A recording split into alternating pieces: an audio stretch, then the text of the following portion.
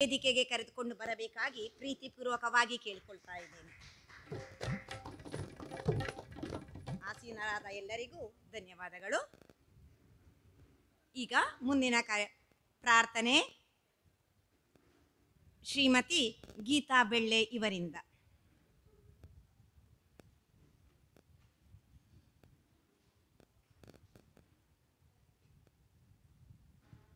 ಶ್ರೀ ಗೌರಿ ಸುತ ಸಿದ್ಧಿ ವಿನಾಯಕ ಮಂಗಳ ಮೂರುತಿ ಗಣರಾಯ ಮೂಷಿಕ ವಾಹನ ನಾಗ ವಿಭೂಷಣ ಪರಮದಯಾ ಘನ ಶುಭ ಕಾರ್ಯ ಸರ್ವ ಕಾಲದಲ್ಲಿ ಸರ್ವ ಕಾರ್ಯದಲ್ಲಿ ಮೊದಲಿಗೆ ನಿನ್ನನು ಪೂಜಿಸುತ್ತ ಎಲ್ಲರೂ ಸಹಜದಿ ಬಯಸಿದ ಬಯಕೆಯ ಪಡೆವರು ನಿನ್ನನು ಸೇವಿಸುತ್ತ ಶ್ರೀ ಗೌರಿ ಸುತ ಸಿದ್ಧಿ ವಿನಾಯಕ ಮಂಗಳ ಮೂರುತಿ ಗಣರಾಯ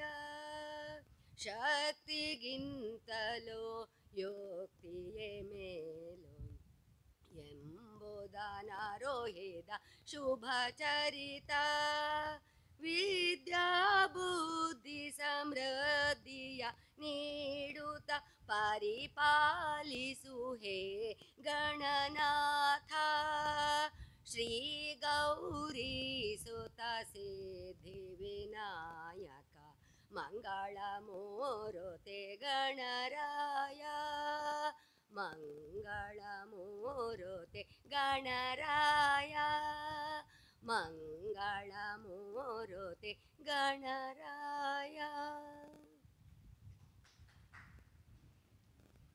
ಅಭಿನಂದನೆಗಳು. ಮುಂದಿನ ಸ್ವಾಗತ. ಬದುಕು ಸುಂದರ ಅನ್ನುವುದು ಬರೀ ಕಾಲ್ಪನಿಕ.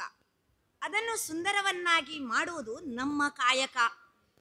ಅದೇ ರೀತಿ ಈ ದಿನದರ್ಶಿನಿ 2025 ಬಿಡುಗಡೆ ಕಾರ್ಯಕ್ರಮವನ್ನು ಸುಂದರಗೊಳಿಸಲು ಆಗಮಿಸಿದಂತಹ ತಮ್ಮೆಲ್ಲರನ್ನು ಆದರಣೀಯವಾಗಿ ಸ್ವಾಗತ ಮಾಡಲಿರುವರು ನಮ್ಮ ಶ್ರೀ ಕೃಷ್ಣ ಸೇವಾ ಟ್ರಸ್ಟ್. ಇದರಲ್ಲಿ ಓರ್ವರಾದ ಶ್ರೀಮಾನ್ ಸುಬ್ರಹ್ಮಣ್ಯ ರಾವ್ ಇವರು. 6ನೇ ಆವೃತ್ತಿ ಕ್ಯಾಲೆಂಡರ್ ಬಿಡುಗಡೆಯ ಈ ದಿನದ ಕಾರ್ಯಕ್ರಮ ಸಭಾಧ್ಯಕ್ಷತೆಯನ್ನು ಶ್ರೀ ಕಾವೂರು ದಯಾನಂದರಾವ್ ಇವರು ವಹಿಸಿರುತ್ತಾರೆ. ಇವರ ಪರಿಚಯ: ಶ್ರೀಯುತ ದಯಾನಂದ ಜನಾರ್ದನ ಮತ್ತು ಶಾರದಾ ರಾವ್ ದಂಪತಿಗಳ ಸುಪುತ್ರರಾಗಿ 12/7/1944ರಂದು ದಯಾನಂದರಾವ್ ಕಾವೂರು ಜನಿಸಿದ್ದರು. 1966ರಲ್ಲಿ KPTಯಿಂದ ಡಿಪ್ಲೊಮೊ ಇನ್ ಸಿವಿಲ್ ಇಂಜಿನಿಯರಿಂಗ್ ಪದವಿಯನ್ನು ಪಡೆದಿರುತ್ತಾರೆ. 1986ರಲ್ಲಿ ಇಂಗ್ಲೆಂಡಿನ Ellis school of building of ಅಲ್ಲಿ ಕನ್ಸ್ಟ್ರಕ್ಷನ್ ಮ್ಯಾನೇಜ್ಮೆಂಟ್ನಲ್ಲಿ PGD ಡಿಪ್ಲೊಮೊವನ್ನು ಪಡೆದಿರುತ್ತಾರೆ. 50 ವರ್ಷಗಳಿಗೂ ಮಿಕ್ಕಿದ ಬಿಲ್ಡಿಂಗ್ ಕನ್ಸ್ಟ್ರಕ್ಷನ್ ಮತ್ತು ಮೇಂಟೆನೆನ್ಸ್ನಲ್ಲಿ ಅನುಭವವನ್ನು ಪಡೆದಿರುತ್ತಾರೆ.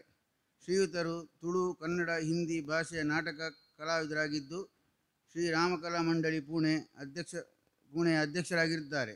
ತುಳುಕೂಟ ಮಸ್ಕತ್ ಇದರ ಅಧ್ಯಕ್ಷ ಹಾಗೂ ಸೆಕ್ರೆಟರಿ ಆಗಿದ್ದಾರೆ. ನಮ್ಮ ದ್ರಾವಿಡ ಬ್ರಾಹ್ಮಣ ಸಂಘದ ಆಜೀವ ಸದಸ್ಯರಾಗಿದ್ದು ಕೊಡಗು, ಮಂಗಳೂರು, ಉಡುಪಿ, ಯಲಹಂಕ ಇಲ್ಲಿಯ ಇಂಜಿನಿಯರ್ಸ್ ಫೋರಂ ಗೌರವಾನ್ವಿತ ಸದಸ್ಯರು ಆಗಿದ್ದಾರೆ. ಶ್ರೀಯುತರು ಪುರಾಣ ಉಪನಿಷತ್ತುಗಳ ವೇದಾಧ್ಯಾಯಿನಿಯಾಗಿದ್ದು ಆಚಾರವಾದಿಯಾಗಿದ್ದಾರೆ. ಇವರು ಇಬ್ಬರು ಹೆಣ್ಣು ಮಕ್ಕಳಲ್ಲಿ ಒಬ್ಬರ ವಿವಾಹವಾಗಿದೆ. ದೇವರ ದಯೆಯಿಂದ ಔಷಧೋಪಚಾರಗಳಿಂದ 80 ವರ್ಷಗಳ ಕಾಲ ಜೀವನ ಪೂರೈಸಿದೆ ಎಂದು ಶ್ರೀಯುತರು ದಯಾನಂದರಾವ್ ಕಾವೂರು ಹೇಳಿರುತ್ತಾರೆ. ಇವರನ್ನು ಶ್ರೀಕೃಷ್ಣ ಮಂದಿರದ ವತಿಯಿಂದ ಹಾರ್ದಿಕವಾಗಿ ಸ್ವಾಗತಿಸುತ್ತೇನೆ. ಇವರಿಗೆ ವಾದಿರಾಜ ಆಚಾರ್ಯ ಅವರು ಹೂ ನೀಡಿ ಶಾಲು ಹೊದಿಸಿ ಗೌರವಿಸಬೇಕಾಗಿ ಕೇಳಿಕೊಳ್ಳುತ್ತೇನೆ.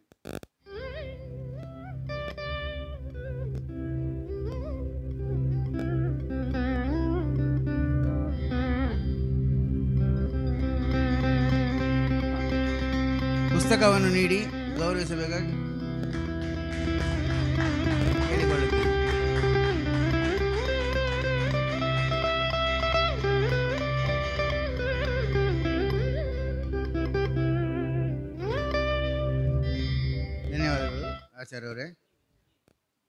ನಮ್ಮ ಈ ಕಾರ್ಯಕ್ರಮದ ಮುಖ್ಯ ಅತಿಥಿಯಾಗಿ ಶ್ರೀ ಕಲ್ಲಾವ್ ರಾಜೇಂದ್ರರಾವ್ ಇವರು ಆಗಮಿಸುತ್ತಾರೆ. ಇವರ ಕಿರಿಯ ಪರಿಚಯ ಹೀಗಿರುತ್ತದೆ. ಕಲ್ಲಾವ್ ಮನೆತನದ ಶ್ರೀಯುತ ರಾಜೇಂದ್ರರಾವ್ 28/6/1955 ಜನಿಸಿದ್ದು, ಇವರ ಪ್ರಾಥಮಿಕ ವಿದ್ಯಾಭ್ಯಾಸ ಗಾಂಧಿನಗರ ಶಾಲೆಯಲ್ಲಿ ನಡೆಯಿತು. 6ನೇ ತರಗತಿಯಿಂದ PUCವರೆಗೆ ವಿದ್ಯಾಭ್ಯಾಸ ಕೆನಡಾ ಶಾಲೆಯಲ್ಲಿ ಪಡೆದಿದ್ದು, 1971ರಲ್ಲಿ KREC ಸುರತ್ಕಲ್ನಲ್ಲಿ ಸಿವಿಲ್ ಇಂಜಿನಿಯರಿಂಗ್ ಪದವಿ ಸೇರ್ಪಡೆಗೊಂಡು ಅಲ್ಲಿಯೇ ಅವರು ತಮ್ಮ MTech ಪದವಿಯನ್ನು 1976-78ರಲ್ಲಿ ಪೂರ್ಣಗೊಳಿಸಿದರು. ಮುಂದೆ KIOCL ಅಲ್ಲಿ ಜಯಪ್ರಕಾಶ್ ಅಸೋಸಿಯೇಟ್ ಎಂಜಿನಿಯರ್ ಆಗಿ 7 ತಿಂಗಳ ಕಾಲ ಕೆಲಸ ಮಾಡಿದರು. ಶ್ರೀಯುತರು 1979ರ ಆಗಸ್ಟ್ನಲ್ಲಿ PWD ಅಸಿಸ್ಟೆಂಟ್ ಇಂಜಿನಿಯರ್ ಆಗಿ ನೇಮಕಗೊಂಡು 2015ರಲ್ಲಿ ಎಕ್ಸಿಕ್ಯೂಟಿವ್ ಇಂಜಿನಿಯರ್ ಆಗಿ ಪದೋನ್ನತಿ ಹೊಂದಿ ಈಗ ಕಾಪಿಕಾಡ್ ಶಾಲೆಯ ಬಳಿ ತಮ್ಮ ವಾಸ್ತವ್ಯದಲ್ಲಿ ವಿಶ್ರಾಂತಿ ಜೀವನವನ್ನು ನಡೆಸುತ್ತಿದ್ದಾರೆ. ಇವರು ರಾಷ್ಟ್ರೀಯ ಹೆದ್ದಾರಿಯ ಪ್ರಧಾನಮಂತ್ರಿ ಸಡಕ್ ಯೋಜನೆಯ BC ರೋಡ್ ಬಳಿಯ ಬ್ರಿಡ್ಜ್ ಇವರ ಹೆಮ್ಮೆಯ ಯೋಜನೆಗಳಲ್ಲೊಂದಾಗಿದೆ. 100ಕ್ಕೂ ಮಿಕ್ಕಿ ಬೇರೆ ಬೇರೆ ನವನವೀನ ರೀತಿಯ ಬ್ರಿಡ್ಜ್ಗಳನ್ನು ಇವರು ಆಯೋಜಿಸಿಕೊಟ್ಟಿದ್ದಾರೆ. ಇವರು ನಮ್ಮವರು ಎಂದು ಹೇಳಲು ಹೆಮ್ಮೆಯಾಗುತ್ತದೆ. ಇವರನ್ನು ಶ್ರೀ ಕೃಷ್ಣ ಮಂದಿರ ವತಿಯಿಂದ ಸ್ವಾಗತಿಸುತ್ತೇನೆ. ಇವರಿಗೆ B. ಸತೀಶ್ ರಾವ್ ಇವರು ಶಾಲು ಹೊದಿಸಿ ಪುಸ್ತಕ ನೀಡಿ ಗೌರವಿಸಬೇಕಾಗಿ ಕೇಳಿಕೊಳ್ಳುತ್ತೇನೆ.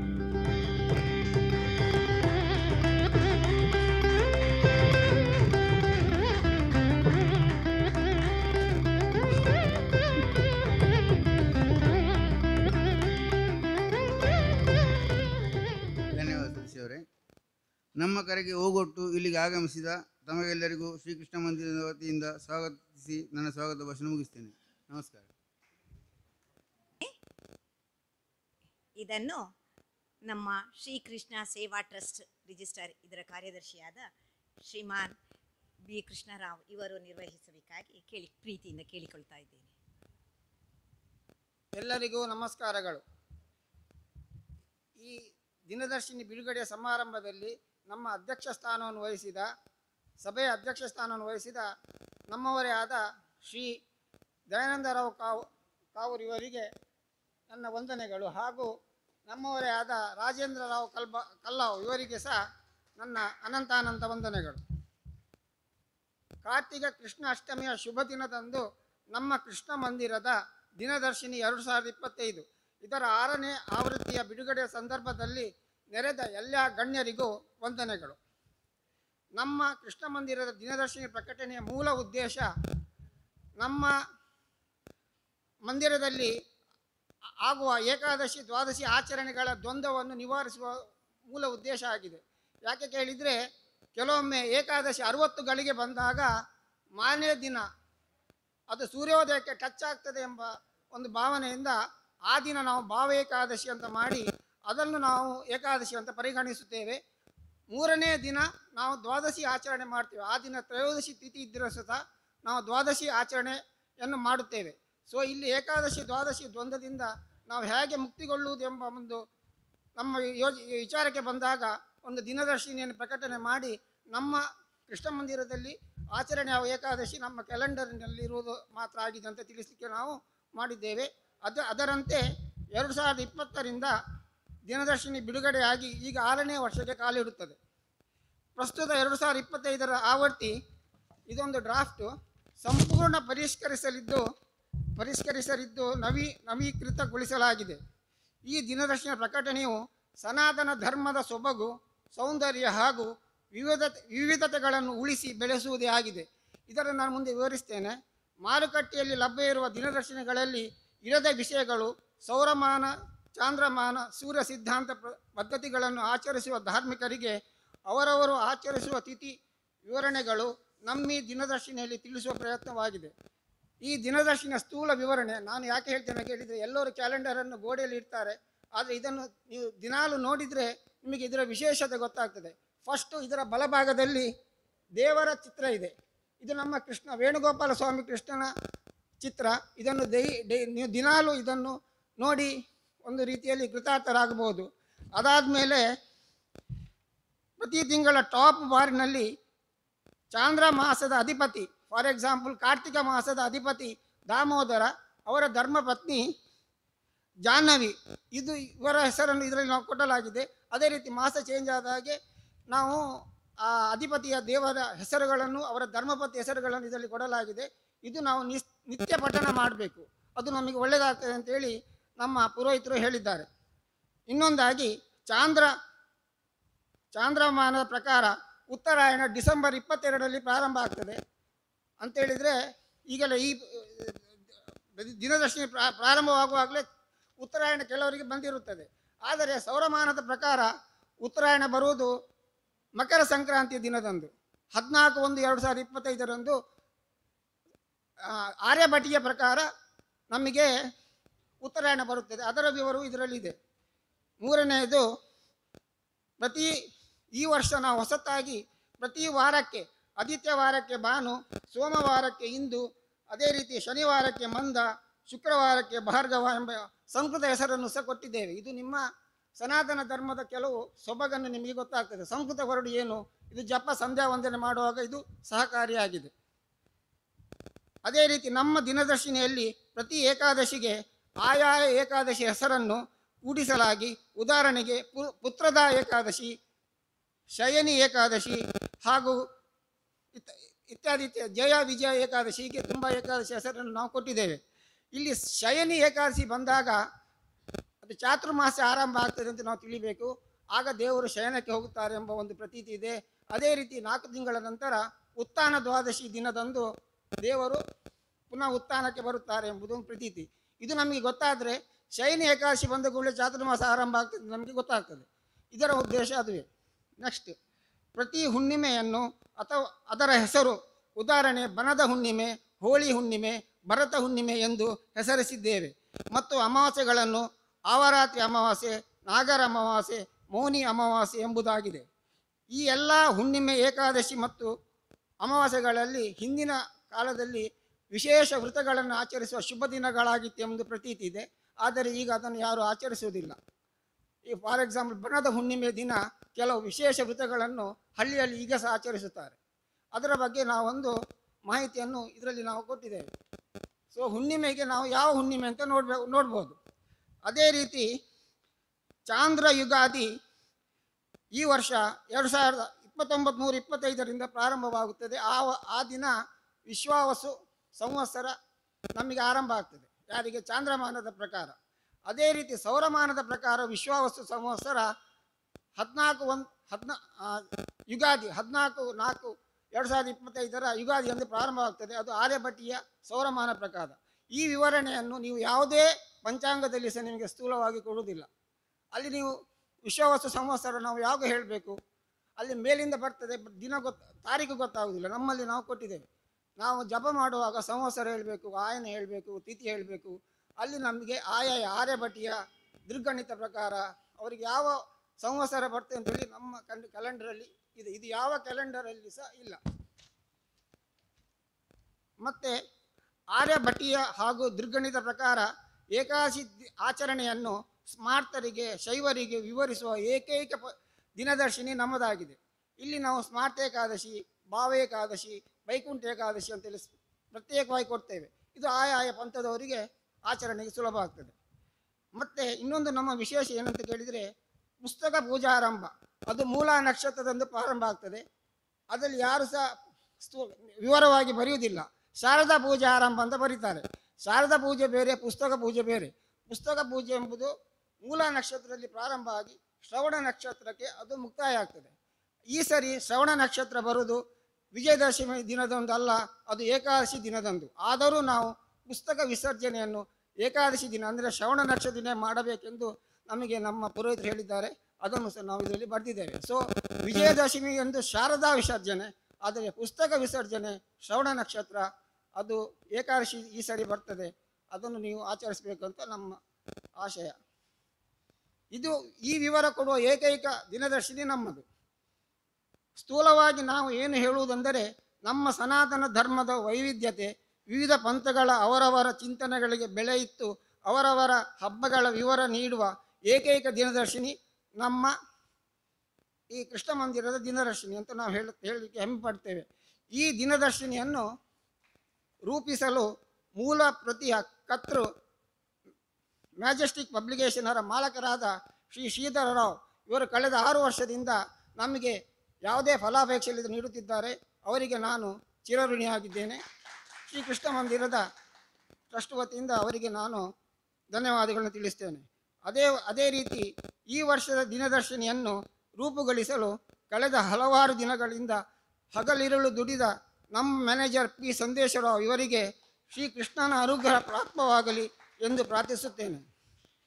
ಈ ದಿನದರ್ಶಿನಿಯಲ್ಲಿ ಇರುವ ವಿಷಯ ವೈವಿಧ್ಯತೆಗಳನ್ನು ಓದಿ ಸನಾತನ ಧರ್ಮದ ಸೊಗಡನ್ನು ಅನುಭವಿಸಿ 4 ಜನರಿಗೆ ತಿಳಿಸಿ ಕಾರ್ಯ ಮಾಡಿ ಕೃತಾರ್ಥರಾಗಬೇಕೆಂದು ಪ್ರಾರ್ಥಿಸಿ ನನ್ನ ಮಾತನ್ನು ಶ್ರೀಕೃಷ್ಣಾರ್ಪಣ ಅರ್ಪಿಸುತ್ತೇನೆ. ಜೈ ಹಿಂದ್.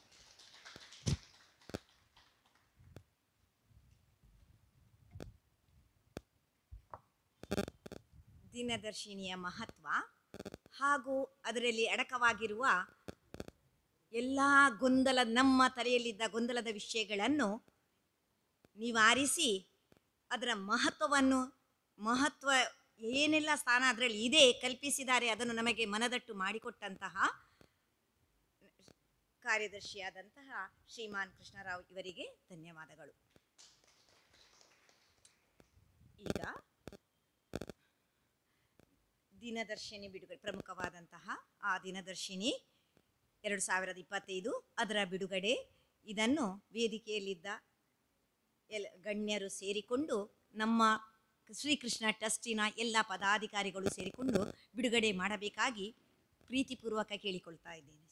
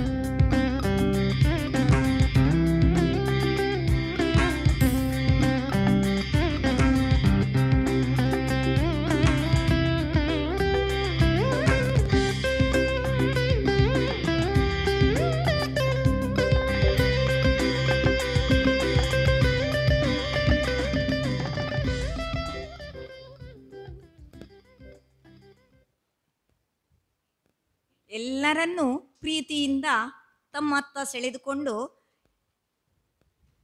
ಈ ದಿನದರ್ಶಿನಿ ಬಿಡುಗಡೆ ಮಾಡಿದಂತಹ ಎಲ್ಲ ಪದಾಧಿಕಾರಿಗಳು, ಗೌರವಾನ್ವಿತ ಅಧ್ಯಕ್ಷರು ಹಾಗೂ ಗೌರವಾನ್ವಿತ ಅತಿಥಿಗಳಿಗೆ ಹೃತ್ಪೂರ್ವಕ ಧನ್ಯವಾದಗಳು.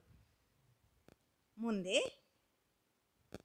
ಈಗ ಇನ್ನೊಂದು ಕೇಂದ್ರ ಬಿಂದು ಗೌರವಾನ್ವಿತ ಅತಿಥಿಗಳಾದ ಶ್ರೀಮಾನ್ ಕಲ್ಲಾವು ರಾಜೇಂದ್ರ ರಾವ್ ಇವರಿಂದ ಅನುಭವ ಪೂರಕವಾದ ಮಾತುಗಳು. ಆನಂದರಾವ್ ಅವರೇ, ಇಲ್ಲಿ ನೆರೆದಿರುವ ಎಲ್ಲ ಸಭಾ ಸದಸ್ಯರೇ ಹಾಗೂ ವೇದಿಕೆಯಲ್ಲಿರುವ ಪದಾಧಿಕಾರಿಗಳೇ, ನನಗೆ ಮಾತನಾಡಬೇಕು ಅಂತ ಹೇಳಿದಾಗ ಏನು ಮಾತನಾಡಬೇಕು ಅಂತಲೇ ನಂಗೆ ಗೊತ್ತಿಲ್ಲ, ಅಭ್ಯಾಸವೂ ಇಲ್ಲ.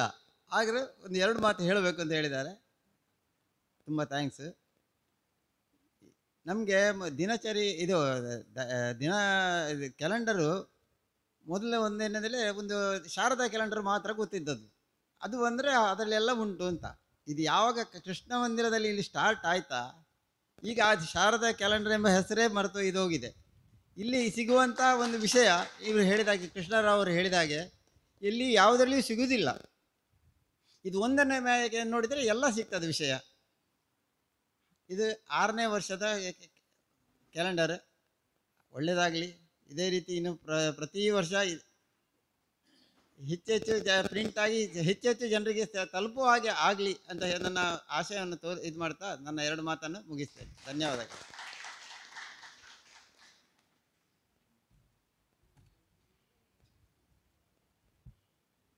ಯಾವಾಗ ದಿನದರ್ಶಿನಿಯು ಬಿಡುಗಡೆ ಆಗಲು ಪ್ರಾರಂಭವಾಯಿತು, ಅಲ್ಲಿಂದ ನಮಗೆ ಪುರಾತನ ಕಾಲದಲ್ಲಿ ಇದ್ದಂತಹ ಈ ಶಾರದಾ ಕ್ಯಾಲೆಂಡರೇ ನನಗೆ ಮರೆತು ಹೋಗಿದೆ ಈಗ ಅಂತ ಹೇಳಿದ. ತುಂಬ ಚೆನ್ನಾಗಿ ಹೇಳಿದಿರಿ ಸರ್. ಮಾತಾಡಲಿಕ್ಕೆ ಗೊತ್ತಿಲ್ಲದಿದ್ದರೂ ಹೇಳಿದ ನುಡಿಗಳು ಅತ್ಯದ್ಭುತ. ಇದಕ್ಕಾಗಿ ಧನ್ಯವಾದಗಳು ಸರ್. ಮುಂದೆ ಈ ಸಭೆಯ ವೇದಿಕೆಯ ಕೇಂದ್ರಬಿಂದು ನಮ್ಮ ಗೌರವಾನ್ವಿತ ಅಧ್ಯಕ್ಷರು ಸರ್, ತಮ್ಮ ಹಿತನುಡಿಗಳನ್ನು ನುಡಿಯಬೇಕಾಗಿ ಪ್ರೀತಿಯಿಂದ ಕೇಳಿಕೊಳ್ತಾ ಇದ್ದೇನೆ. ಎಲ್ಲ ಮಿತ್ರ ಬಾಂಧವರಿಗೆ ನನ್ನ ಹೃತ್ಪೂರ್ವಕ ನಮಸ್ಕಾರಗಳು. ಕ್ಯಾಲೆಂಡರ್ ವಿಷಯ, ದಿನದರ್ಶಿನಿ ವಿಷಯ ಪ್ರಾಸ್ತಾವಿಕ ಭಾಷಣದಲ್ಲಿ ಶ್ರೀ ಕೃಷ್ಣರಾವ್ ಪೂರ್ಣ ವಿವರವನ್ನು ಹೇಳಿದ್ದಾರೆ.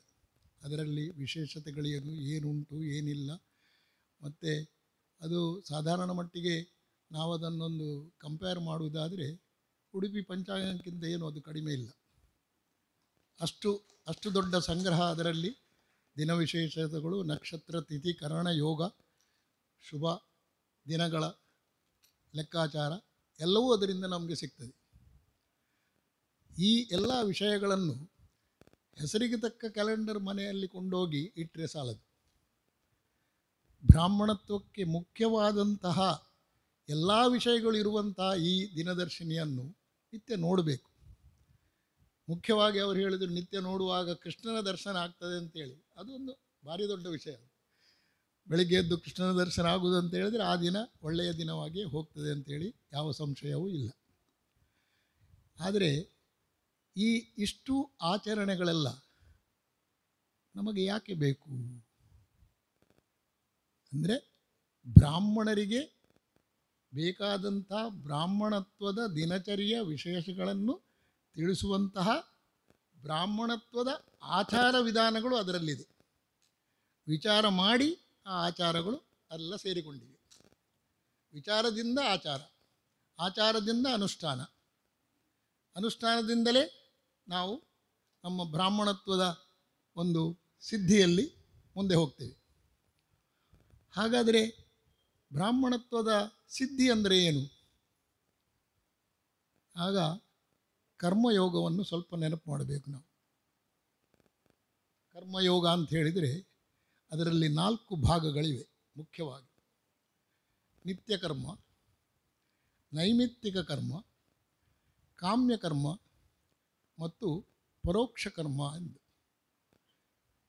ಇದರದ್ದು ಅರ್ಥ ಕೆಲವರಿಗೆ ಗೊತ್ತಿದೆ, ಆದರೂ ಕೂಡ 10ರಲ್ಲಿ 9 ಬ್ರಾಹ್ಮಣರಿಗೆ ಗೊತ್ತಿಲ್ಲ. ನಿತ್ಯ ಕರ್ಮ ಅಂತ ಹೇಳಿದರೆ ಬೆಳಿಗ್ಗೆ ಎದ್ದು ಶೌಚ, ಸ್ನಾನ ಇತ್ಯಾದಿ ಜಪ ತಪ ಎಲ್ಲ ಮುಗಿದು ಅದರ ಒಟ್ಟಿಗೆ ಊಟ ತಿಂಡಿ ನಿದ್ರೆ ಎಲ್ಲವೂ ಬರ್ತದೆ ಅದರಲ್ಲಿ. ಅದು ನಿತ್ಯ ಕರ್ಮ. ಈ ನಿತ್ಯ ಕರ್ಮವನ್ನೇ ಕೆಲವು ಬ್ರಾಹ್ಮಣರು ಎಣಿಸಿಕೊಂಡಿದ್ದಾರೆ, ಇದರಿಂದ ಪುಣ್ಯ ಸಂಪಾದನೆ ಆಗುತ್ತದೆ ಎಂದು. ಇಲ್ಲ, ಹೀಗೆ ಯಾರು ಕೂಡ ಎಣಿಸಬೇಡಿ. ನಿತ್ಯ ಕರ್ಮದಿಂದ ಯಾವ ಪುಣ್ಯವೂ ಆಗುವುದಿಲ್ಲ. ಅದರಲ್ಲಿ ಆಗುವುದೇನು? ನಿಮ್ಮ ನಿತ್ಯ ಅಥವಾ ಈ ಜೀವನ ಸುಖ ಸಂತೋಷದಿಂದ ಮೇಂಟೆನೆನ್ಸ್ ಆಗ್ತದೆ ಅಷ್ಟೇ. ಪುಣ್ಯ ಅಂತ ಹೇಳಿ ಅದೊಂದು ದೊಡ್ಡ ಸಂಪಾದನೆ ಮಾಡಿಕೊಂಡು ಮರಣೋತ್ತರ ಕಾಲದಲ್ಲಿ ಕೊಂಡೋಗುವಂಥದ್ದು ಏನೂ ಪೆಟ್ಟಿಗೆ ಅದರಿಂದ ಸಿಕ್ಕುವುದಿಲ್ಲ. ಇದೊಂದು ಎಲ್ಲರೂ ನೆನಪಿಟ್ಟುಕೊಳ್ಳಿ. ಎರಡನೇದು ಬರುವಂತಹದ್ದು ನೈಮಿತ್ತಿಕ ಕರ್ಮ ಅಂತೇಳಿ. ನೈಮಿತ್ತಿಕ ಕರ್ಮ ಅಂತ ಹೇಳಿದರೆ ಗರ್ಭಾಧಾನದಿಂದ ಹಿಡಿದು ಅಂತ್ಯೇಷ್ಟಿಯವರೆಗೆ 16 ಸಂಸ್ಕಾರಗಳು. ಈ 16 ಸಂಸ್ಕಾರಗಳಲ್ಲಿ ಈಗ ಸಾಧಾರಣ ಮಟ್ಟಿಗೆ ಬ್ರಾಹ್ಮಣರಲ್ಲಿ ಕೂಡ ಉಳಿದದ್ದೊಂದು ಕೇವಲ 4-5 ಮಾತ್ರ.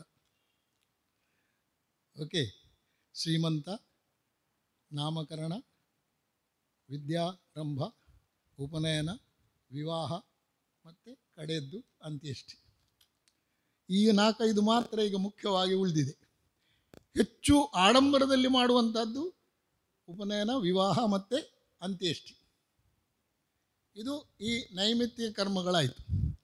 ಇದರಿಂದ ಕೂಡ ಪುಣ್ಯ ಸಂಪಾದನೆ ಆಗ್ತದಾ? ಇಲ್ಲ. ಇದು ಕೂಡ ನಮ್ಮ ಈ ಜೀವನಕ್ಕೆ ಬೇಕಾದ ವಿಷಯಗಳು ಮಾತ್ರ ಅದರಲ್ಲಿ ಪ್ಲಸ್ ಮೈನಸ್ ಬ್ಯಾಲೆನ್ಸಿಂಗ್ ಮಾಡಲಿಕ್ಕೆ ಮಾತ್ರ ಸಿಗ್ತದೆ. ಅದರಿಂದ ಈ ಜೀವನವನ್ನು ಬಿಟ್ಟು ಹೋಗುವಾಗ ಏನೂ ಕೊಂಡೋಗಲಿಕ್ಕೆ ಸಿಕ್ಕುವುದಿಲ್ಲ. ಇನ್ನು ಬರುವಂಥದ್ದು 3ನೇದ್ದು ಕಾಮ್ಯಕರ್ಮಗಳು ಅಂತೇಳಿ. ಕಾಮ್ಯಕರ್ಮಗಳಂತ ಹೇಳಿದರೆ ಏನು? ಯಜ್ಞ ಯಾಗಾದಿಗಳನ್ನು ಮಾಡುವುದು, ಹೋಮ ಹವನ ಮನೆಗಳಲ್ಲಿ ಮಾಡುವುದು, ಸತ್ಯನಾರಾಯಣ ಪೂಜೆ, ದುರ್ಗಾ ನಮಸ್ಕಾರ ಪೂಜೆ ಇಂಥದ್ದು ಮಾಡುವುದು, ದೇವಸ್ಥಾನದಲ್ಲಿ ಹೋದರೆ ಅಲ್ಲಿ ದೇವರ ಸೇವೆ ಕೊಡುವುದು, ಉತ್ಸವ ಆರಾಧನೆ ಇದೆಲ್ಲ ಮಾಡುವಂಥದ್ದು ಕಾಮ್ಯಕರ್ಮ ಅಂತ. ಆದರೆ ಕಾಮ್ಯಕರ್ಮ ಅಂತ ಶಬ್ದವೇ ಹೇಳುವಾಗೆ ಏನಾದರೂ ಒಂದು ಕಾಮನೆಯಿಂದ ಮಾಡುವಂಥ ಕರ್ಮಗಳು. ಕಾಮನೆ ಅಂದರೆ ಏನು? ದೇವರೇ ನಮಗೆ ಇನ್ನೂ ಸ್ವಲ್ಪ ಹೆಚ್ಚು ಕೊಡಿ, ಇನ್ನೂ ಸ್ವಲ್ಪ ಹೆಚ್ಚು ಕೊಡಿ, ಇಷ್ಟೇ ಸಾಕು ಅಂತ ಹೇಳದೆ ಇನ್ನೂ ಬೇಕು ಎಂದು ಹೇಳುವಂಥದ್ದು ಅದೇ ಕಾಮ್ಯಕರ್ಮ. ನಾನು ನಿಮಗೆ 1,000 ರೂಪಾಯಿದ್ದು ಒಂದು ಸೇವೆ ಮಾಡಿಸ್ತೇನೆ, ರುದ್ರಾಭಿಷೇಕವ ಹೂವಿನ ಪೂಜೆಯ ಏನಾದರೂ ಮಾಡ್ತೇನೆ ದೇವಸ್ಥಾನದಲ್ಲಿ, ನನಗೆ 1 ಲಕ್ಷ ಸಿಗುವ ಹಾಗೆ ಎಲ್ಲಿಯಾದರೂ ಸಹಾಯ ಮಾಡಿ. ಇದು ಕಾಮ್ಯಕರ್ಮಗಳು. ಹಾಗಾದರೆ ಈ ಕಾಮ್ಯಕರ್ಮಗಳಲ್ಲಿ ಶ್ರೀಕೃಷ್ಣ ಏನು ಹೇಳಿದ್ದಾನೆ ಗೊತ್ತುಂಟಾ? ಭಗವದ್ಗೀತೆಯಲ್ಲಿ ಅದನ್ನು ಇಂಗ್ಲೀಷ್ನಲ್ಲಿಯೂ ಹೇಳ್ತೇನೆ, ನಾನು ಕನ್ನಡದಲ್ಲಿಯೂ ಹೇಳ್ತೇನೆ. What you desire you may or may not get, what you deserve only you will get. ನೀನು ಏನು ಬಯಸುತ್ತೀಯೋ ಅದು ನಿನಗೆ ಸಿಗಲೂಬಹುದು, ಸಿಗದಿರಲೂಬಹುದು. ಆದರೆ ನಿನ್ನ ಯೋಗ್ಯತೆಯ ಪ್ರಕಾರ, ನಿನ್ನ ಕರ್ಮಾನುಸಾರ, ಪೂರ್ವಜನ್ಮದ ಕರ್ಮಾನುಸಾರ ಏನು ನಿನಗೆ ಸಿಗಬೇಕಾ ಅದು ಖಂಡಿತವಾಗಿಯೂ ಸಿಗುತ್ತದೆ. ಅದನ್ನು ಯಾರೂ ತಪ್ಪಿಸಲಿಕ್ಕೆ ಸಾಧ್ಯ ಇಲ್ಲ. ಅದನ್ನೇ ನಾವು ವಿಧಿ ಬರಹ, ಅದೃಷ್ಟ, ಕರ್ಮಾನುಸಾರ ಸಿಗುವಂತಹ ಸುಖ ಸಂತೋಷಗಳು, ಕಷ್ಟ ನಷ್ಟಗಳು ಇದೆಲ್ಲ ಕರ್ಮಾನುಸಾರ. ಸೊ ಇಲ್ಲಿ 3 ಕರ್ಮಯೋಗದ ಭಾಗ ಹೇಳಿ ಆಯಿತು. ಇನ್ನು 4ನೇದ್ದು ಪರೋಕ್ಷ ಕರ್ಮ ಅಂತೇಳಿ. ಇದನ್ನು ಎಲ್ಲರೂ ಮರೆತು ಬಿಟ್ಟಿದ್ದಾರೆ ಈಗ. ಪರೋಕ್ಷ ಕರ್ಮ ಎಂಬುದು ಯಾರ ಮನೆಯಲ್ಲಿ ಕೂಡ ಈಗ ಇಲ್ಲವೇ ಇಲ್ಲ. ಆದರೆ ಕೆಲವು ಕಡೆ ಮಾತ್ರ ಬೆರಳೆಣಿಕೆಯಷ್ಟು. ಕಲಿಯುಗದಲ್ಲಿ ಪುರಂದರದಾಸರು ಯಾವ ರೀತಿಯಲ್ಲಿ ದೇವರನ್ನು ನೆನಪು ಮಾಡಬೇಕಂತ ಹೇಳಿದ್ದಾರೆ. ಹಾಗೆ ಕೃತಯುಗದಲ್ಲಿ ಧ್ಯಾನ ತಪಸ್ಸುಗಳು, ತ್ರೇತಾಯುಗದಲ್ಲಿ ಯಜ್ಞ ಯಾಗಾದಿಗಳು, ದ್ವಾಪರ ಯುಗದಲ್ಲಿ ಪೂಜೆ ಪುರಸ್ಕಾರಗಳು, ಕಲಿಯುಗದಲ್ಲಿ ಕೇವಲ ನಾಮ ಸಂಕೀರ್ತನೆಯೇ ಮೋಕ್ಷ ಸಾಧನೆ ಹೇಳಿ ಹೇಳಿದ್ದಾರೆ. ಅಂದರೆ ನಾಮ ಸಂಕೀರ್ತನೆಗಿಂತ ಹೆಚ್ಚು ದೊಡ್ಡದಾದ ಮೋಕ್ಷ ಸಾಧನೆ ಕಲಿಯುಗದಲ್ಲಿ ಬೇರೆ ಯಾವುದೂ ಇಲ್ಲ. ಈಗ ನಾನು ಸ್ವಲ್ಪ ಹಿಂದೆ ಹೋಗಿ ನಿತ್ಯ ಕರ್ಮದಕ್ಕೆ ಒಂದು ವಿಷಯವನ್ನು ಮುಟ್ಟಿ ಮತ್ತೆ ಹಿಂದೆ ಬರ್ತೇನೆ. ನಿತ್ಯ ಜಪದಲ್ಲಿ ಉಪನಯನ ಆದ ಬ್ರಾಹ್ಮಣರೆಲ್ಲ ಗಾಯತ್ರಿ ಮಂತ್ರ ಮಾಡ್ತಾರೆ, ಗಾಯತ್ರಿ ಜಪ ಮಾಡ್ತಾರೆ. ಅದರಲ್ಲಿ ಕೂಡ ವಿಶ್ವಾಮಿತ್ರ ಗಾಯತ್ರಿ ಜಪ ಅಂತ ಹೇಳಿದರೆ ಅದಕ್ಕಿಂತ ದೊಡ್ಡ ಮಂತ್ರವೇ ಇಲ್ಲವೆಂದು ಎಲ್ಲರೂ ಎಣಿಸ್ತಾರೆ.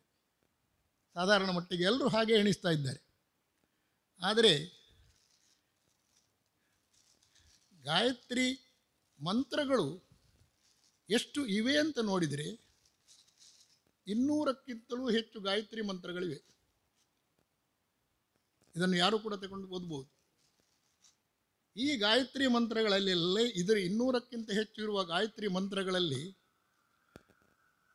ಪ್ರಾರಂಭದಲ್ಲಿ ಓಂ ಭೂರ್ಭುವಸ್ವಃ ಈ 3 ಶಬ್ದ ಇಲ್ಲ. ಇದನ್ನು ಮಾತ್ರ ವಿಶ್ವಾಮಿತ್ರ ಸೇರಿಸಿದ್ದು. ವಿಶ್ವಾಮಿತ್ರ ಗಾಯತ್ರಿ ಮಂತ್ರ ಬೇರೆ ಬರೆಯಲೇ ಇಲ್ಲ. ಈ ಗಾಯತ್ರಿ ಮಂತ್ರ ಋಗ್ವೇದ ಸಮಯದಲ್ಲೇ ಇತ್ತು. ತತ್ಸವಿತುರ್ವರೆಣ್ಯಂ ಭರ್ಗೋ ದೇವಸ್ಯ ಧೀಮಹಿ ಧಿಯೋ ಯೋ ನಃ ಪ್ರಚೋದಯಾತ್. ಋಗ್ವೇದದಲ್ಲೇ ಉಂಟಿದು. ಅದರಲ್ಲಿ ಆ 3 ಭೂರ್ಭುವಸ್ವ ಇಲ್ಲ. ಅಂದರೆ ಯಾಕೆ ವಿಶ್ವಾಮಿತ್ರ ಬರೆದಿದ್ದಾನೆ ಅಂತೇಳಿ ನಾವು ಅದನ್ನು ಅರ್ಥವನ್ನು ನೋಡಿದರೆ, ಈ ಗಾಯತ್ರಿ ಮಂತ್ರ ಭೂರ್ಭುವಸ್ವೇರಿ ಭೂಲೋಕ, ಭೂರ್ಲೋಕ ಮತ್ತು ಸ್ವರ್ಗಲೋಕದಲ್ಲಿರುವ ಎಲ್ಲ ಮಾನವರು ಮತ್ತು ದೇವತೆಗಳಿಗೆ ವರೆಣ್ಯರಾದಂತಹ ಆ ಪರಮಾತ್ಮ, ಈ 3 ಲೋಕದಲ್ಲಿರುವಂತಹ ಎಲ್ಲ ಜನರಿಗೆ ವಂದಿಸಲ್ಪಡುವ ಆ ಪರಮಾತ್ಮ ಎಲ್ಲಿದ್ದಾನೆ? ಸೂರ್ಯಮಂಡಲದ ಮಧ್ಯದಲ್ಲಿದ್ದಾನೆ. ತತ್ಸವಿತುರ್ವರೆಣ್ಯಂ ಭರ್ಗೋ ದೇವಸ್ಯ ಧೀಮಹಿ, ಸೂರ್ಯಮಂಡಲದ ಮಧ್ಯೆ. ಆ ಪರಮಾತ್ಮನಿಗೆ ನಾವು ನಮಸ್ಕಾರ ಮಾಡ್ತೇವೆ. ನಮಸ್ಕಾರ ಮಾಡಿ ಏನು ಕೇಳ್ತಾ ಇದ್ದೇವೆ? ಧಿಯೋ ಯೋ ನಃ ಪ್ರಚೋದಯಾತ್, ನಮ್ಮ ಮನಸ್ಸನ್ನು ಪ್ರಚೋದಿಸು. ಯಾವುದಕ್ಕೆ ಪ್ರಚೋದಿಸುವುದು? ಒಳ್ಳೆಯ ಗುಣ, ಒಳ್ಳೆಯ ಕಾರ್ಯಗಳಿಗೆ, ಪರೋಪಕಾರಗಳಿಗೆ, ಇದಕ್ಕೆ ಪ್ರಚೋದಿಸು. ಇದರದ್ದು ಪೂರ್ಣ ಅರ್ಥ ನೋಡಿದರೆ ಏನು ಅರ್ಥ ಸಿಗ್ತದೆ ನಮಗೆ? ದೇವರಲ್ಲಿ ನಾವು ಒಳ್ಳೆಯ ಗುಣವನ್ನು ಬೇಡ್ತಾ ಇದ್ದೇವೆ. ನಾನು ಆಗ ಹೇಳಿದ ಹಾಗೆ ಕೇಳಿದ್ದನ್ನೆಲ್ಲ ದೇವರು ಕೊಡ್ತಾರೆ ಅಂತ ಗ್ಯಾರಂಟಿ ಉಂಟಾ? ಇಲ್ಲ. ಕೊಡಲೂಬಹುದು, ಕೊಡದಿರಲೂಬಹುದು. ಒಳ್ಳೆ ಗುಣ ಸಿಗಲೂಬಹುದು, ಸಿಗದಿರಲೂಬಹುದು. ಒಂದು ವೇಳೆ ನಾವು ಬೇಡಿದಂತೆ ಆ ಗುಣ ಸಿಕ್ಕಿದರೆ, ನಂತರ ನಾವು ಪರೋಪಕಾರದ ಕೆಲಸ ಮಾಡಿದರೆ, ಪುಣ್ಯ ಕಾರ್ಯಗಳನ್ನು ಮಾಡಿದರೆ, ಆಗ ಪುಣ್ಯ ಕಾರ್ಯದ ಪೆಟ್ಟಿಗೆ ತುಂಬಲಿಕ್ಕೆ ಶುರುವಾಗ್ತದೆ. ಹಾಗಾದರೆ ಖಾಲಿ ಗಾಯತ್ರಿ ಮಂತ್ರ ಹೇಳುವುದರಿಂದ ಪುಣ್ಯ ಸಂಪಾದನೆ ಆಗ್ತದಾ? ಇಲ್ಲ. ಅಷ್ಟಾದರೂ ಕೂಡ ಕೆಲವು ದೊಡ್ಡ ದೊಡ್ಡ ಕಾರ್ಯಕ್ರಮಗಳಲ್ಲಿ ಗಾಯತ್ರಿ ಜಪಯಜ್ಞ ಇದೆಲ್ಲ ಮಾಡ್ತಾರೆ. ಆಗ ಅವರೊಂದು ಶಬ್ದವನ್ನು ಉಪಯೋಗಿಸ್ತಾರೆ, ಲೋಕ ಕಲ್ಯಾಣಾರ್ಥ ಗಾಯತ್ರಿ ಜಪಯಜ್ಞ ಮಾಡ್ತೇವೆ ಅಂತೇಳಿ. ಈಗ ನಾನು ನನ್ನ ಮನೆಯಲ್ಲಿ ಗಾಯತ್ರಿ ಜಪ ಮಾಡಿದರೆ ನನ್ನ ಮನೆಯ ನೇಬರಿಗೆ ಅದರಿಂದ ಏನಾದರೂ ಪ್ರಯೋಜನ ಉಂಟಾ? ಎಲ್ಲಿಯಾದರೂ ಕೂಡ, ಒಂದು ದೇವಸ್ಥಾನ ಆಗಲಿ, ಒಂದು ಮಠ ಆಗಲಿ, ಎಲ್ಲಿಯಾದರೂ ಕೂಡ ಗಾಯತ್ರಿ ಜಪಯಜ್ಞ ಮಾಡಿದರೆ ಯಾರೆಲ್ಲ ಅದರಲ್ಲಿ ಭಾಗವಹಿಸ್ತಾರೆ, ಯಾರೆಲ್ಲ ಅಲ್ಲಿ ಬಂದು ಸೇರಿಸಿ ಆ ಜಪಯಜ್ಞದಲ್ಲಿ ಪಾಲ್ಗೊಳ್ತಾರೆ, ಅವರಿಗೆ ಮಾತ್ರ ಒಳ್ಳೆ ಗುಣ ಸಿಗ್ತದೆ, ಉಳಿದವರಿಗೆ ಸಿಕ್ಕುವುದಿಲ್ಲ. ಎಷ್ಟು 15ಕ್ಕಿಂತಲೂ ಹೆಚ್ಚು ಧರ್ಮ ಮತಗಳಿವೆ ನಮ್ಮ ಇಡೀ ಲೋಕದಲ್ಲಿ ನೋಡಿದರೆ. ಅವರಿಗೆಲ್ಲ ನಮ್ಮ ಗಾಯತ್ರಿ ಜಪಯಜ್ಞದಿಂದ ಲೋಕ ಕಲ್ಯಾಣ ಆಗಲಿಕ್ಕೆ ಸಾಧ್ಯ ಉಂಟಾ? ಇಲ್ಲ. ಸೊ ಆದ್ದರಿಂದ ಕೆಲವು ನಂಬಿಕೆಗಳ ಮಾತುಗಳು ಅದು ಸಂಪೂರ್ಣ ಸತ್ಯ ನಂಬಿಕೆಗಳಲ್ಲ. ಅದನ್ನು ಮೂಢನಂಬಿಕೆ ಅಂತ ಹೇಳಿಯೇ ಬದಿಯಲ್ಲಿ ಇಡಬೇಕು. ನಮಗೆ ಬೇಕಾದ ಸಾಧನೆ ನಾವೇ ಮಾಡಬೇಕು. ಇನ್ನು ಪರೋಕ್ಷ ಸಾಧನೆಯ ವಿಷಯ ಒಂದು 2 ಮಾತು ಹೇಳಿ ನನ್ನ ಮಾತುಗಳನ್ನು ಮುಗಿಸ್ತೇನೆ. ಪರೋಕ್ಷ ಸಾಧನೆ ಅಂದರೆ ಏನು? ನನ್ನನ್ನು ನಾನೇ ನೋಡುವ ಕಾರ್ಯಕ್ರಮ. ನನ್ನನ್ನು ನಾನೇ ನೋಡುವ ಕ್ರಮ ಅಂದರೆ, ನಾನು ಅಂದರೆ ಯಾರು? ನನ್ನ ದೇಹ. ನಾನು ಅಂದರೆ ಯಾರು? ನನ್ನ ಅಂತರಾತ್ಮ. ನಾನು ಅಂದರೆ ಯಾರು? ಅಂತರಾತ್ಮ. ಈ 2 ದೇಹ ಮತ್ತು ಅಂತರಾತ್ಮದ ಒಟ್ಟಿಗಿರುವಂಥ ಪರಮಾತ್ಮ. ಅದರಿಂದಾಗಿ ಆತ್ಮೋಪನಿಷತ್ತಿನಲ್ಲಿ ನಮ್ಮ ದೇಹದಲ್ಲಿ 3 ಆತ್ಮಗಳಿವೆ ಎಂದು ಹೇಳಿದ್ದಾರೆ. ಆತ್ಮೋಪನಿಷತ್ತಿನಲ್ಲಿ ಹೊರಗಿನ ಅಂಗಾಂಗಗಳೆಲ್ಲ ಬಾಹ್ಯಾತ್ಮ. ಬಾಹ್ಯಾತ್ಮ ಹೇಳಿದಂತೆ ಅದು ಕೆಲಸ ಮಾಡ್ತದೆ. ಒಳಗೆ ಇರುವಂಥದ್ದು ಅಂತರಾತ್ಮ, ಅದು ನಮ್ಮದೇ ಜೀವಾತ್ಮ. 3ನೇದ್ದು ಪರಮಾತ್ಮ ಅಂದರೆ ಸಾಕ್ಷಿ. ಸೊ ಈ ನಮ್ಮನ್ನು ನಾವು ನೋಡುವುದಂದರೆ ಧ್ಯಾನ, ಮೆಡಿಟೇಷನ್ ಅಂತ ಹೇಳ್ತೇವೆ ನಾವು, ಡೀಪ್ ಮೆಡಿಟೇಷನ್. ಧ್ಯಾನ ಸಮಾಧಿಗೆ ಹೋಗಿ ಗಾಯತ್ರಿ ಮಂತ್ರ ಅಗತ್ಯ ಇಲ್ಲ ನನ್ನ ಪ್ರಕಾರ.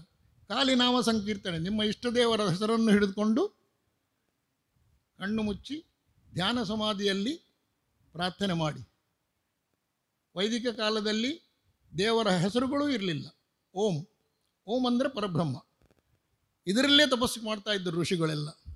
ಸೊ ಈ ರೀತಿಯಲ್ಲಿ ನಾವು ಧ್ಯಾನ ಸಮಾಧಿಯಲ್ಲಿ ನಮ್ಮ ಆತ್ಮವನ್ನೇ ನಾವು ನೋಡಿಕೊಂಡರೆ ಅದು ಆತ್ಮ ಸಾಕ್ಷಾತ್ಕಾರ ಆಗ್ತದೆ.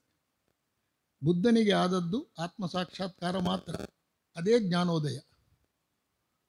ಸೊ ಅದನ್ನೇ ನಾವು ಜ್ಞಾನೋದಯ ಅಂತ ಹೇಳ್ತೇವೆ. ಬ್ರಹ್ಮ ಸಾಕ್ಷಾತ್ಕಾರ ಆಗ್ತಿದ್ದರೆ ಅವನು ಮತ್ತೆ ಹಿಂದೆ ಪುನಃ ನಮ್ಮೊಟ್ಟಿಗೆ ಕುಳಿತುಕೊಂಡು ಪೂಜೆ ತಗೊಳ್ಳಿಕ್ಕೆ ಬರ್ತಿರಲಿಲ್ಲ. ಬುದ್ಧನಿಗೆ ಆದದ್ದು ಆತ್ಮ ಸಾಕ್ಷಾತ್ಕಾರ ಮಾತ್ರ, ಗಯದಲ್ಲಿ ಜ್ಞಾನೋದಯ ಆದದ್ದು ಮಾತ್ರ. ಸೊ ಆದ್ದರಿಂದ ಇವತ್ತಿನಿಂದ ಯಾರ್ಯಾರ ಮನೆಯಲ್ಲಿ ಭಜನೆ ಇಲ್ವಾ, ಕೃಷ್ಣ ಮಂದಿರದಲ್ಲಿ ಹೇಗೆ ಭಜನೆ ಮಾಡ್ತಾರೆ ಅದಕ್ಕೆ ಸರಿಯಾಗಿ ಕ್ಯಾಲೆಂಡರ್ ಕೂಡ ಈಗ ಕೊಡ್ತಾ ಇದ್ದಾರೆ. ಆ ಕ್ಯಾಲೆಂಡರ್ನಲ್ಲಿ ಎಷ್ಟು ಒಳ್ಳೆಯ ದಿವಸಗಳನ್ನು ಮಾತ್ರ ಸೆಲೆಕ್ಟ್ ಮಾಡಿ ಹಬ್ಬ ದಿನಗಳಲ್ಲಿ ಮಾತ್ರ ಭಜನೆ ಮಾಡಬೇಕಂತ ಹೇಳುವುದಿಲ್ಲ, ನಿತ್ಯ ಭಜನೆ ಮಾಡಿ.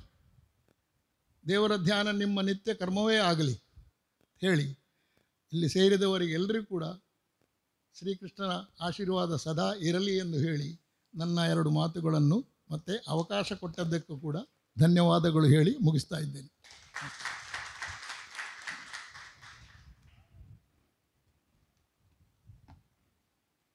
ಸರ್, ತಾವುಗಳು ವೇದ ವಿದ್ಯಾರ್ಥಿ, ಆಚಾರವಾದಿ ಅಂತ ನಿರೂಪಿಸಿದ್ದೀರಿ ಸರ್. ಅಷ್ಟೇ ಅಲ್ಲ, ಮತ್ತೆ ಈ ದಿನದರ್ಶಿನಿಯನ್ನು ದಿನ ನೋಡಿ ಅನುಭವಿಸಿ, ಖಾಲಿ ನೋಡಿದರೆ ಸಾಲದು, ಅನುಭವಿಸಿ ಅದನ್ನು ಅನುಷ್ಠಾನಗೊಳಿಸಿ ಪಾಲಿಸಿ ಯಾವ ತಿಥಿ ಹೇಳಿ ಸರ್ ಖಂಡಿತವಾಗಿಯೂ ಮಾಡ್ತಾ ಇದ್ದೇವೆ ಅಥವಾ ಎಲ್ಲರೂ ಮಾಡ್ತೇವೆ ಅಂತ ಹೇಳಿ ನಿಮ್ಮಲ್ಲಿ ನಾವೆಲ್ಲರೂ ಪ್ರೀತಿಯಿಂದ ಹೇಳ್ತಾ ಇದ್ದೇವೆ ಸರ್. ಮತ್ತೊಂದು ಕರ್ಮಗಳ ಬಗ್ಗೆ, ಅದರಲ್ಲೂ ಯಾವ್ಯಾವ ಕರ್ಮಗಳು, ಅದರಲ್ಲಿ ಕೊನೆಯದಾಗಿರುವಂತಹ ಪರೋಕ್ಷ ಕರ್ಮ, ಅದರಲ್ಲಿ ನೀವು ನಮ್ಮಿಂದ ಆಗುವಂತಹ ಕೀರ್ತನೆಗಳನ್ನು ಹೇಳಿ ಅಂತ ಚೆನ್ನಾಗಿ ಹೇಳಿದಿರಿ ಸರ್. ನಿಮಗೆ ಹೃತ್ಪೂರ್ವಕ ಧನ್ಯವಾದಗಳು. ನಾವು ನಮ್ಮ ಕಾರ್ಯಕ್ರಮದ ಒಂದು ರೇಖೆಯ ಕೊನೆ ಬಿಂದುವಿಗೆ ಬರ್ತಾ ಇದ್ದೇವೆ, ಅದುವೇ ವಂದನಾರ್ಪಣೆ. ಇದನ್ನು ನಿರ್ವಹಿಸಲಿರುವರು ಟ್ರಸ್ಟಿನಲ್ಲಿ ಓರ್ವರಾದ ಶ್ರೀಮಾನ್ ಪ್ರಕಾಶ್ ರಾವ್ ಸರ್. ಧನ್ಯವಾದ ಸಮರ್ಪಣೆ. ಮೊದಲು ಒಂದು ಸಣ್ಣ ಪ್ರಕಟಣೆ. ಈ ದಿನದರ್ಶಿನಿಯ ಪ್ರತಿಗಳು ಬರುವ ವಾರದಿಂದ ರೂಪಾಯಿ 3ಕ್ಕೆ ನಮ್ಮ ಆಫೀಸ್ನಲ್ಲಿ ಲಭ್ಯವಿರುತ್ತದೆ. 30 10 10 ಬಿಟ್ಟೋಯ್ತು. ಎಲ್ಲರೂ ತಮ್ಮ ಪ್ರತಿಯನ್ನು ತಮಗೋಸ್ಕರ, ತಮ್ಮ ಮನೆಯವರಿಗೋಸ್ಕರ, ತಮ್ಮ ಫ್ರೆಂಡ್ಸ್ಗೋಸ್ಕರ, ತಮ್ಮ ರಿಲೇಟಿವ್ಸ್ಗೋಸ್ಕರ ಪರ್ಚೇಸ್ ಮಾಡಿ ನಮ್ಮನ್ನು ಪ್ರೋತ್ಸಾಹಿಸಬೇಕಾಗಿ ಮತ್ತೊಮ್ಮೆ ಶ್ರೀಕೃಷ್ಣ ಸೇವಾ ಟ್ರಸ್ಟ್ ಪರವಾಗಿ ನಾನು ಕೇಳಿಕೊಳ್ತಾ ಇದ್ದೇನೆ. ಇನ್ನೊಂದು, ನಮ್ಮ ಸಭಾಧ್ಯಕ್ಷರು 4 ಕರ್ಮಗಳ ಬಗ್ಗೆ ನಮಗೆ ಬಹಳ ಸೊಗಸಾಗಿ, ಅವರ ನಿಜವಾಗಿ ವಿದ್ವತ್ತು ಇಷ್ಟು ಆಳದಲ್ಲಿದೆ ಅಂತೇಳಿ ನಾನು ಎಣಿಸಿರಲಿಲ್ಲ. ದಯವಾಗಿ ತಮಗೆ ಮತ್ತೊಮ್ಮೆ ನಮ್ಮೆಲ್ಲರ ಪರವಾಗಿ ಕೃತಜ್ಞತೆಗಳನ್ನು ಸಲ್ಲಿಸ್ತಾ ಇದ್ದೇನೆ. ನಮ್ಮ ಮುಖ್ಯ ಅತಿಥಿಗಳು ಹೇಳಿದರು, ಹೌದು ನಾವು ಶಾರದಾ ಕ್ಯಾಲೆಂಡರ್ ಏನು ಅಂತೇಳಿ ಮರ್ತು ಹೋಗಿದೆ. ಅದು ನಮ್ಮ ಕಾರ್ಯದರ್ಶಿಯವರಿಗೆ ಮುಂಚೆ ಹೇಳಿದ್ದೆ ನಾನು, ಆ ಥರ ನಾವು ಮಾಡಬೇಕು ಅಂಥೇಳಿ. ಇದು ಸತ್ಯ ಆಗ್ತಾ ಇದೆ. ಶಾರದಾ ಕ್ಯಾಲೆಂಡರ್ ಮರ್ತು ಹೋಗ್ತಾ ಇದೆ, ದಿನದರ್ಶಿನಿ ಎಲ್ಲರ ಮನಸ್ಸಲ್ಲಿ ಇದೆ. ಇದೆಲ್ಲ ಹಿಂದೆ ಒಂದು ದೊಡ್ಡ ಪರಿಶ್ರಮ ಇದೆ. ಒಂದು ಕ್ಯಾಲೆಂಡರ್ ಮಾಡೋದು ಸಾಮಾನ್ಯ ಕೆಲಸ ಅಲ್ಲ. ಆ್ಯಕ್ಚುಲಿ ನಾವೊಂದು ಪಂಚಾಂಗ ಮಾಡೋದು ನಡೀತಾ ಇರ್ತದೆ, ಯಾಕಂದರೆ ಅವರೆಲ್ಲ ವೇದಗಳನ್ನು ಕಲಿತವರು, ಪಂಚಾಂಗ ಮಾಡಿದವರು. ಬಟ್ ಈ ದಿನದರ್ಶಿನಲ್ಲಿ ಪಂಚಾಂಗವನ್ನು ಮಾಡಬೇಕು, ನಮಗೆ ದಿನನಿತ್ಯದ ಏನು ಬೇಕು ಅದಕ್ಕೂ ಮಾಡಬೇಕು. ಸತ್ಯ ಹೇಳಿ, ಎಷ್ಟು ಜನರಿಗೆ ಗೊತ್ತಿತ್ತು ಈ ವಾರಗಳ ಹಿಂದೆ ಅದರ ಹಿಂದೊಂದು ಹೆಸರೆಂಥದ್ದು, ಅಮಾವಾಸ್ಯೆಗಳಲ್ಲಿ ಎಷ್ಟೆಷ್ಟಿತ್ತು? ಬಹುಶಃ ನನ್ನ ಪ್ರಕಾರ 90 ಮಂದಿಗೆ ಗೊತ್ತಿರಲಿಲ್ಲ. ಅಮಾವಾಸ್ಯೆ ಅಂದರೆ ಯಾವುದೋ ಟೈಪ್ ಇದು ಅಮಾವಾಸ್ಯೆ ಉಂಟು, ಮೌನಿ ಅಮಾವಾಸ್ಯೆ ಅದೆಲ್ಲ ಹೇಳಿದರು. ಹುಣ್ಣಿಮೆ ಅಮಾವಾಸ್ಯೆ ನನಗೂ ಗೊತ್ತಿರಲಿಲ್ಲ. ಹೆಚ್ಚಿನವರಿಗೆ 90% ಸತ್ಯ ಹೇಳಬೇಕು ಯಾರಿಗೂ ಗೊತ್ತಿರಲಿಲ್ಲ, ಹೌದಲ್ಲ? ಇವತ್ತಿಂದ ನಾವು ಆ ಕ್ಯಾಲೆಂಡರ್ ಹುಡುಕಿ ನೋಡಲಿಕ್ಕೆ ಶುರು ಮಾಡ್ತೇವೆ. ಇದು ಎಂಥ ಅಮಾವಾಸ್ಯೆ, ಯಾವುದು ಹುಣ್ಣಿಮೆ, ಯಾವ ದಿನ ಅಲ್ವಾ? ಇದು ಒಂದು ನಮ್ಮ ಈ ಬ್ರಾಹ್ಮಣ ಸಮಾಜದಲ್ಲಿ ತರುವ ಒಂದು ಮಾರ್ಪಾಡು. ಇದಕ್ಕೆ ಕಾರಣ ದಿನದರ್ಶಿನಿ. ಈ ದಿನದರ್ಶಿನ ಹಿಂದೆ ಒಬ್ಬ ವ್ಯಕ್ತಿಯ ಬಹಳ ಪರಿಶ್ರಮ ಇದೆ. ಇದರ ಕ್ರೆಡಿಟು ನಾನು ಎಲ್ಲರ ಪರವಾಗಿ ನಮ್ಮ ಕಾರ್ಯದರ್ಶಿ ಕೃಷ್ಣರಾವ್ಗೆ ಕೊಡ್ತೇನೆ. ಎಷ್ಟು ಕಷ್ಟಪಡ್ತಾರೆ ಅಂತ ಹೇಳಿದರೆ 2 ತಿಂಗಳಿಂದ ಅದರ ಹಿಂದೆ ಬಿದ್ದು ಬಹುಶಃ ಒಂದು ಪಂಚಾಂಗ ಮಾಡೋದು ಜಾಸ್ತಿ ಅದರಲ್ಲಿ ತನ್ನ ಹಾರ್ಟನ್ನು ಹಾಕಿ ಕೆಲಸ ಮಾಡ್ತಾ ಇದ್ದಾರೆ. ಸೊ ದಯವಿಟ್ಟು ಇವರನ್ನು ನಾವು ಎಲ್ಲರೂ ಅಭಿನಂದಿಸೋಣ. ಕೃಷ್ಣ ಮಂದಿರ ಪರವಾಗಿ ಅವರಿಗೆ ನಾನು ಮತ್ತೊಮ್ಮೆ ಹಾರ್ದಿಕ ಧನ್ಯವಾದಗಳನ್ನು ಅರ್ಪಿಸ್ತಾ ಇದ್ದೇನೆ. ಧನ್ಯವಾದಗಳು. ಕಾರ್ಯಕ್ರಮ ವಂದನಾರ್ಪಣೆ ನನ್ನ ಪಾಲಿಗೆ ಸಿಕ್ಕಿದೆ. ಶ್ರೀಕೃಷ್ಣ ಮಂದಿರದ 6ನೇ ಆವೃತ್ತಿಯಾದ ದಿನದರ್ಶಿನಿಯ ಬಿಡುಗಡೆಗೆ ನಮ್ಮೊಟ್ಟಿಗೆ ಸೇರಿದಂಥ ಶ್ರೀ ದಯಾನಂದರಾವ್ ಅವರು ಇವರಿಗೆ ಮೊದಲಾಗಿ ನಾನು ಕೃತಜ್ಞತೆ ಹೇಳ್ತೇನೆ. ಯಾಕೆ ನಮಗೆ ಗೊತ್ತಿಲ್ಲದ ವಿಷಯವನ್ನು ತುಂಬ ಹೇಳಿದ್ದಾರೆ, ಅದಕ್ಕೆ ನಿಮಗೆ ಮೊದಲಾಗಿ ವಂದನೆಗಳು. ಹಾಗೆ ಇನ್ನೋರು ಅತಿಥಿಯಾದಂಥ ಕಲ್ಲವ ರಾಜೇಂದ್ರ ಇವರಿಗೂ ಹೃತ್ಪೂರ್ವಕ ವಂದನೆಗಳು. ಕೃಷ್ಣ ಮಂದಿರದ ದಿನದರ್ಶಿಯನ್ನು ಸರಿಯಾದ ಸಮಯಕ್ಕೆ ಅಂದವಾಗಿ ಮುದ್ರಿಸಿಕೊಟ್ಟಂಥ ಮೆಸಸ್ ಮಧುವನ ಗ್ರಾಫಿಕ್ಸ್ ಇದರ ಮಾಲೀಕರಾದಂಥ ಪ್ರಸನ್ನ ಹಾಗೂ ಅವರ ನೌಕರ ವೃಂದವರಿಗೂ ನಮ್ಮ ಟ್ರಸ್ಟಿಯ ಪರವಾಗಿ ವಂದನೆಗಳು. ಈ ಸಮಾರಂಭದಲ್ಲಿ ಪ್ರಾರ್ಥನೆ ಮಾಡಿದಂಥ ಶ್ರೀಮತಿ ಗೀತಾ ಬೆಳ್ಳೆ ಇವರು ನಮ್ಮ ಭಜನಾ ಸಂಘದವರೇ, ಹಾಗೂ ಸ್ವಾಗತ ಭಾಷಣ ಮಾಡಿದಂಥ ನಮ್ಮ ಟ್ರಸ್ಟಿಯಾದಂಥ ಟಿ ಸುಬ್ರಹ್ಮಣ್ಯರಾವ್ ಮತ್ತು ಇಡೀ ಈ ಕಾರ್ಯಕ್ರಮ ನಿರ್ವಹಿಸಿದಂಥ ಶ್ರೀಮತಿ ಉದಯಕುಮಾರಿ ಇವರಿಗೂ ವಂದನೆಗಳು. ನಮಗೆ ಧ್ವನಿವರ್ಧಕವನ್ನು ವ್ಯವಸ್ಥೆ ಮಾಡಿದಂಥ ಶ್ರೀ ಗೋಪಾಲ ಕೋಟ್ಯಾನ್ ಇವರಿಗೂ ವಂದನೆಗಳು. ಹಾಗೆ ಎಲ್ಲಕ್ಕಿಂತ ಜಾಸ್ತಿ ನೆನಪಿಸಬೇಕಾದಂತೆ ನಾವು ಮೆಜೆಸ್ಟಿಕ್ ಪ್ರೆಸ್ಸಿನವರನ್ನು ನಮ್ಮ ಆರಂಭದ ಇದರಿಂದಲೂ ರೂಪಿಸಲು ನಮಗೆ ಮೂಲ ಪ್ರತಿಯನ್ನೇ ಕೊಟ್ಟು ಬಿಟ್ಟಿದ್ದಾರೆ ಅವರು. ಮೆಜೆಸ್ಟಿಕ್ ಪ್ರೆಸ್ಸಿನ ಮಾಲಕರಾದ ಶ್ರೀಧರ ಉಡುಪಿ ಇವರಿಗೆ ನಮಗೆ ಮೊದಲ ಭಾಳ ಉಪಕಾರ ಮಾಡಿದ ಕಾರಣ ಇವರಿಗೆ ನಾವು ಸದಾ ಚಿರಋಣಿಗಳು.